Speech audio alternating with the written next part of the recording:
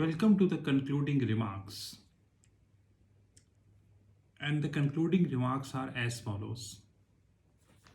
Thanks to the data which is given by this article, and thanks to the analysis which we done on this data. And like I said, much more data is required, but unfortunately, these companies are very smart now. And they are completely aware about one thing, that with the help of media, do not reveal the data so that no meaningful information is possible. And when no meaningful information is possible, no one know what the hell is going inside the system. IPO approval we get irrespective. Whatever you say, IPO approval we will get, to be honest and precise. I would like to conclude with following questions. Number one, who control this unlisted market? Who is the actual owner of this unlisted market? Like in case of listed market, we know the name of a company. We know the chairman of the company. We know the CEO of the company. We know the directors of the company, though many times they are fraud. We have seen in many cases in India. But at least we knew them. That's more important thing. Who knew, who owned this unlisted space? Point number two. How come this unlisted space till now is unnoticed? And especially when India attracted billions worth of pre-IPO, post-IPO and expansion money from venture capitalist and private equity firms, which includes sovereign wealth fund also of many companies just like Canada, CPPIB, Singapore, GIC, Temasek and many. How come this unlisted market is ignored even in 2022 when we have LinkedIn, Twitter, WhatsApp, Facebook, YouTube, almost huge technology? Point number three. Who actually deals in this unlisted stocks?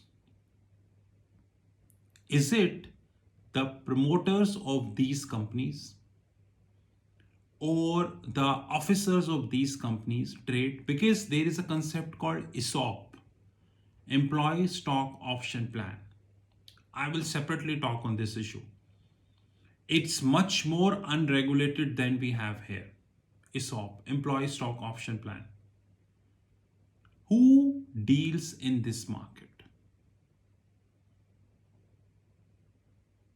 And which guidance, by the way, is helping them to deal in this market? Point number four, and very important. How much profit you would be making from these transactions? Like today I buy for a while, buy juice stock for a while. To whom I would be selling? First of all, from whom I'm buying? That's more important question. I have given the money to somebody. He bought Baiju's shares for me. But from where he bought the Baiju's shares? Who is the supplier of the Baiju's? Probably API Holdings. Before listing, it was Paytm, Zomato, many companies.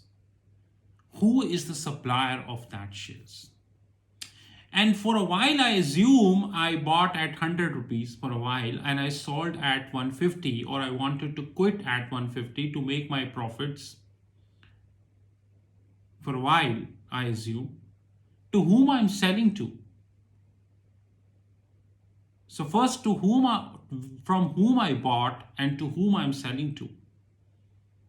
I do not know either. I do not know either. But every day, humongous transactions are happening in this space, unnoticed. Humongous transactions are happening unnoticed.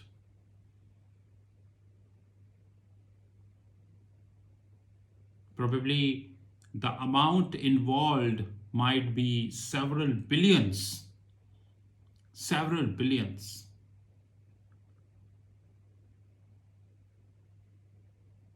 And the last but not the least, our venture capitalists and the private equity firms are also an active player in this section.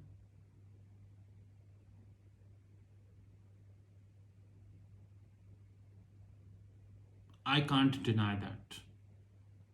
Because in India, venture capitalists and private equity have reached at a level which is beyond precedent.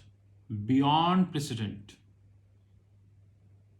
There is no precedent for that. Forget the precedent.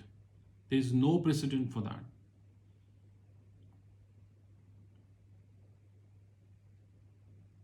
And I'm sure that the questions which I have raised would never get answers. But I should be thank you to the people, those who are offering such articles. I should be thank you to Google for giving us a platform from where we can make the research. Of course, nothing is spoon feeding. Nothing is spoon feeding, and we should be up to a very credible research. But we should be thank you to whatever system we are holding as we speak. And we should be thank you to our regulator for approving these loss-making companies on a consistent basis so that investors continue to lose. Investor continue to lose. So guys, here also somebody who bought at 140, today it is 76, which means near about 45% correction. Near about. Now this 45% correction, is anyone accountable? Any accountability? No. No accountability. Because it is an unregulated space even in 2022, and would be, because the day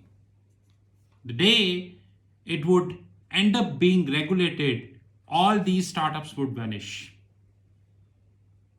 All these startups would vanish. The day it would get regulated. Because none of them is profitable. None of them is profitable. You just think about these questions. I know that I never worry about the views, counts, like, and all these things. This all is idiocy to me. Because one thing I know, that the message which I'm putting is actually reaching to the right ears. And every day I see people viewing my LinkedIn profile and they belongs to these companies. This thing I know. So just think about that. This is Rahul Magan from Treasury Consulting Group.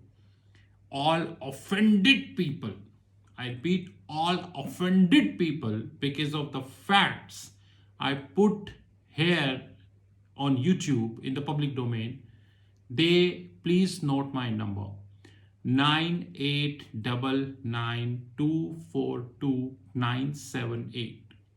So all offended people, please note my number 9899242978. With this, Treasury Consulting again concluded around a 1 hour video titled Unlisted Stocks, specifically unlisted stocks of loss-making companies. Have a great time ahead.